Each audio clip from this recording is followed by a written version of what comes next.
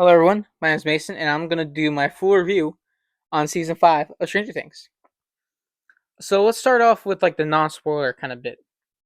I thought it was a good overall good season. There was some parts of it that I thought could have been more fleshed out and more story driven. But as a whole, it's good.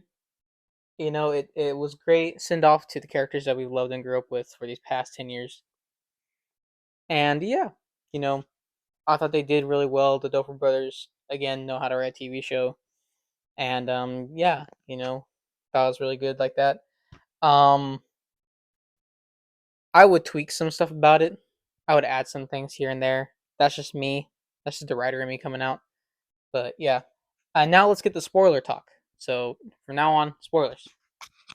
So we start off this season with all the kids together and everyone planning on how they're gonna stop Vecna after 8 months. It's time jump from season 4 to season 5. After 8 months, they have all the cracks and everything sealed in Hawkins, and they're just thinking about their next plan to defeat Vecna. So they go on a crawl, just thing that they go to the upside down kind of thing, and Hawk goes and it all goes wrong. Everything, I like that part of it.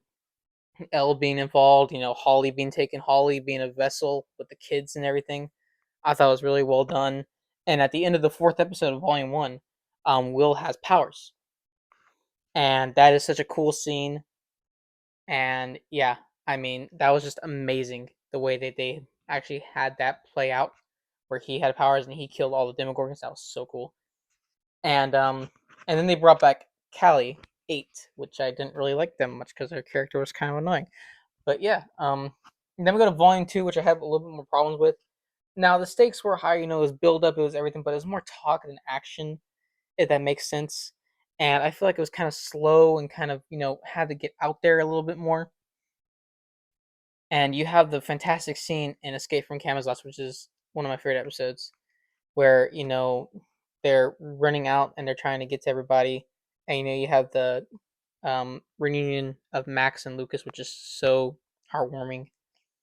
And then you get to the finale, which the first part is epic battle. Them actually going to the abyss and trying to find Holly and everything, fighting everybody, and it turns out Vecna's castle is the Mind Flare.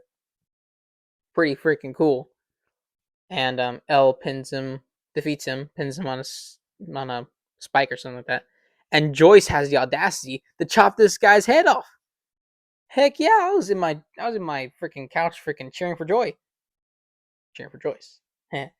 And yeah, the second half of the finale was them showing life after 18 months later. After 11 died, 11 sacrificed herself to close the thing. But that's spoilers. And I feel like one of the main problems of the season is I think it should have killed off a little more people. I mean, you didn't have to. It was still good. I'm still saying it's good. It's just that it wasn't the best thing that they could have done.